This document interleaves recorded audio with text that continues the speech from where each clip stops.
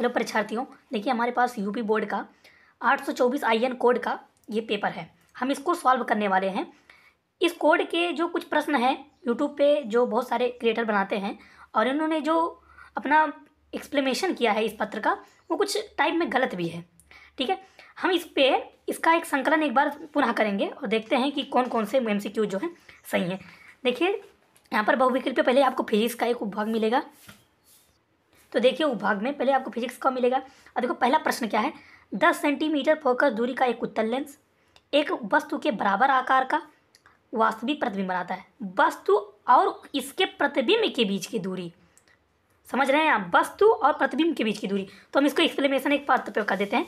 सबसे पहले हम इसको बोला है 10 सेंटीमीटर फोकस दूरी का एक उत्तल लेंस, तो हम सबसे पहले एक उत्तल लेंस बना लेंगे साधारण तौर पर और हम एक प्रकाश केंद्र ले लेंगे।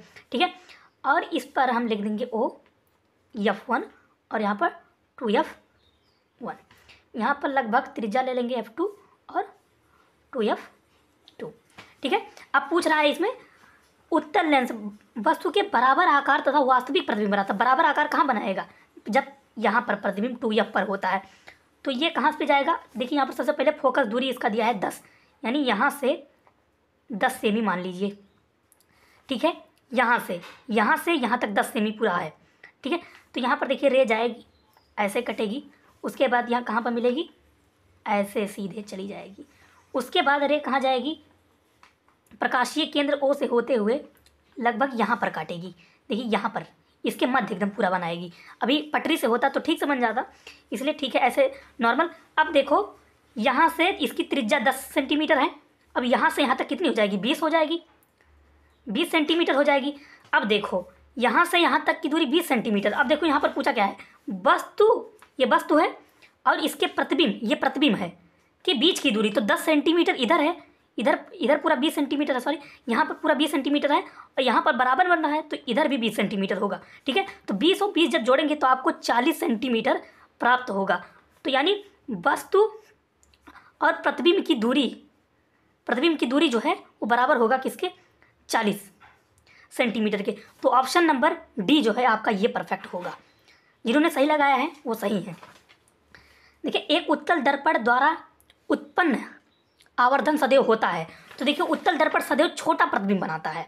ठीक है, ये ऐसे है, यह सदैव यहाँ पर काटकर छोटा प्रतिबिंब बनाता है, लगभग यहाँ पर। ठीक है, यहाँ पर छोटा प्रतिबिंब बनाता है।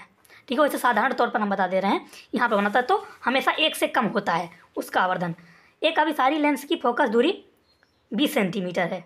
अभिसारी लेंस मतलब समझो जो प्रकाश को एकत्रित करता है। तो एकत्रित कौन करता है प्रकाश को, उत्तल लेंस करता है। ठीक है, तो यहाँ पर पूछा है इसकी फोकस दूरी कितना है, 20 सेंटीमीटर है। ठीक है, तो हम देखो हम यह बराबर मान लेते हैं 20 सेंटीमीटर, सॉरी दिया है। ठीक है, और यहाँ पर इस लेंस की क्षमता ज्ञात करना है। तो हम जानते हैं P बराबर 1/F। ठीक है, तो ये हमें प्राप्त है, यहाँ पर सेंटीमीटर में दिया है इसलिए हम यहाँ पर 100 कर देंगे। ठीक है, और F का मान हमें 20 है। 0 से 0 कट गया, 5 बार में कटा, यानी P बराबर 5। अब इसलिए क्योंकि ये उत्तल लेंस है तो हमेशा उत्तल लेंस के पॉजिटिव चिन्ह का हम उपयोग करते हैं, तो इसलिए ये ऑप्शन सी सही हो जाएगा। देखिए जब एक श्वेत प्रकाश किरण किसी त्रिकोणीय कांच के प्रिज्म की सतह पर गिरती है तो यह प्रिज्म से निर्गत होने पर अलग अलग विचलन से विभिन्न रंगों में विभाजित हो जाती है। किस रंग के लिए न्यूनतम विचलन होता है, तो आपने पढ़ा ही होगा कि लाल रंग के लिए न्यूनतम विचलन होता है और बैंगनी के लिए सर्वाधिक होता है। देखो किसी पदार्थ या लंबाई तथा ए प्रतिच्छेद क्षेत्रफल तार का प्रतिरोध 4 ओम है। इस पदार्थ के अन्य तार की लंबाई इतना और इतना, क्योंकि देखिए यहाँ पर समझने की कोशिश कीजिए, जो तार है वो सेम है, केवल उसको मतलब उसके पत्र में चेंज, माफ करिएगा थोड़ा सा। तो यहाँ पर देखिए कि यह लंबाई इतना प्रतिच्छेद का क्षेत्रफल तार का ओम, मतलब सभी का, मतलब इनके जो प्रतिरोध है इतने क्षेत्रफल वाले का इनका 4 ओम है। ठीक है, इसी पदार्थ का अन्य तार की लंबाई इतना और इतना है। ठीक है, मोटाई। ठीक है, तो इसमें देखो हम जानते हैं R बराबर होता है रॉक L/A।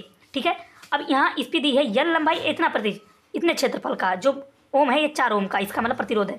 तो यहाँ पर 4 ओम L/A, ये समीकरण नंबर 1 मान लो। ठीक है, अब यहाँ पर दे रहा है लंबाई इतना है उसी तार का, यानी हम फिर से ले लेंगे, यहाँ R1 डालो, यहाँ R2 करोगे। ठीक है, यहाँ पर लंबाई यानी यल के दर पे आप टू यल रख लें, 2l रख लो। अब यहाँ पर जो ए के दर पे क्या है, a/2 कर दोगे तो यहाँ पर गुणा कर दोगे यानी 2 दूनी 4l/a आ जाएगा। ठीक है, बराबर में R2 चल ही रहा है, सॉरी हाँ ठीक है R2 चल ही रहा है। तब R2 बराबर क्या हो जाएगा, देखो 4 अलग कर दो, यहाँ से इतना अलग कर दो, l/a कर दो। ठीक है, तभी गुणा करोगे इतने के ही बराबर आएगा। अब l/a, ठीक है, l/a यहाँ का मान कितना है, इसके 4 ओम के बराबर है, तो यहाँ पर रख दो 4 × 4 बराबर 16 ओम। यहाँ पर 16 ओम आपको प्राप्त हो गया। यहाँ पर रॉक कैंसिल कर सकते हैं, हालांकि हमने रॉक नहीं लगाया। ठीक है, यहाँ पे एक्सक्लेमेशन हुआ तो यहाँ पर इसका ऑप्शन सी सही हो जाएगा।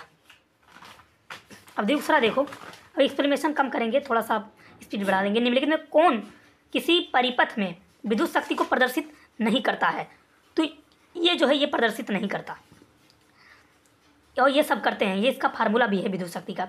ये किसी धारावाही चालक के कारण उससे r दूरी पर स्थित किसी बिंदु पर उत्पन्न चुंबकीय क्षेत्र होता है, तो ये क्या है, r के व्युत्क्रमानुपाती होता है। ठीक है, अब देखो हाइड्रोजन आयन धन आयन की प्रकृति होती है, तो हम सब जानते हैं अम्लीय प्रकृति होती है। धावन सोडा के एक अणु में जल के अणुओं की संख्या, तो धावन सोडा का क्या सूत्र हम जानते हैं, Na2CO3.10H2O। यहाँ पर पूछा है जल के अणुओं की संख्या, यहाँ पर 10 है। ठीक है, उसके बाद अलग देखते हैं, निम्नलिखित में कौन अधातु है, अधातु कौन है, तो हीलियम है, ऐसे ही बात कर लो।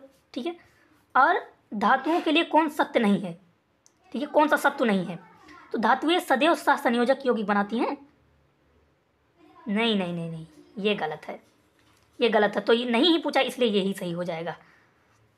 ठीक है, प्लास्टर ऑफ पेरिस की जल से अभिक्रिया कराने पर क्या बनता है, तो हम जानते हैं जल से अभिक्रिया नमी पा जाएगा तो जिप्सम बन के कठोर हो जाएगा।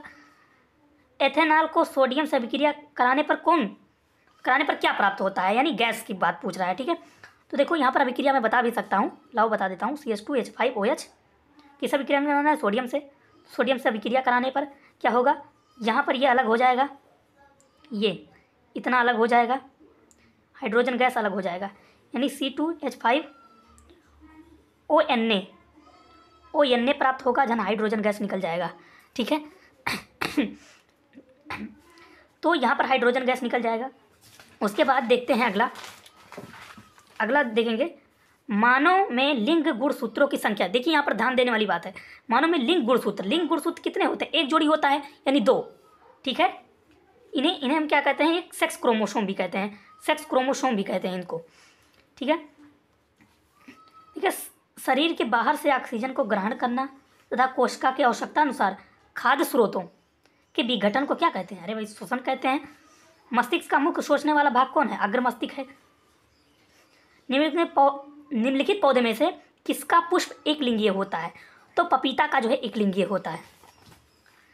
देखिए, एक कोशीय स्तर पर उपलब्ध कार्बनिक पदार्थों की कितनी मात्रा अगले कोशीय स्तर तक पहुंचती है, तो 10% केवल पहुंचती है। तो सबका 100% में से 10% सबके में प्राप्त होता है, कोई भी हो, पौधा हो या जानवर खाता हो, उसको 10% प्राप्त होगा।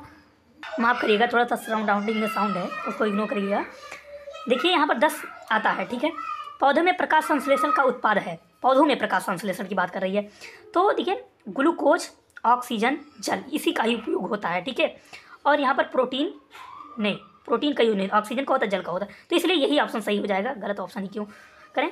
देखिए निम्नलिखित तो कौन सा एक पादप हार्मोन है, देखिए पादप हार्मोन की बात करें, हार्मोन देखिए नहीं पूछा है, यहाँ पर विशेष ध्यान देने वाली बात है, तो नहीं है। देखिए ऑक्सीन भी है, जल्बिडिन, साइटोकाइनिन, कोशिका विभाजन में होता है, ये फलों में पकने के लिए, ये पौधे के ऊपरी भाग में होता है, जो प्रकाश को मतलब गुरुत्वाकर्षण करने के लिए होता है। चलिए ठीक है, मैं एस्ट्रोजन की बात हो रही है, तो एस्ट्रोजन सही हो जाएगा कि ये मादा हार्मोन्स है। ठीक है, तो ये इतना उत्तर रहा है। अगर जो इधर भी देख लीजिए, आप इधर भी देख लीजिए, एक्सक्लेमेशन अगर जो चाहिए आप बता देना, हम इस सबका एक्सक्लेमेशन कर देंगे अगर जो आप कमेंट में बताते हैं। ठीक है, धन्यवाद। और यहाँ पर भी थोड़ा सा दिखा देता हूँ मैं, यहाँ पर ये काफ़ी अच्छा क्वेश्चन था, कर लेते बच्चे, और ये भी अच्छा था। इसे विद्युत रासायनिक श्रेणी, माफ़ करिएगा दोस्तों, थोड़ा सा समाज में देखिए विद्युत रासायनिक श्रेणी के किन्हीं 2 गुणों का उल्लेख कीजिए। देखिए यहाँ पर विद्युत रासायनिक श्रेणी की बात कर दी गई है ना, तो यहाँ पर ये जो आप पढ़े थे,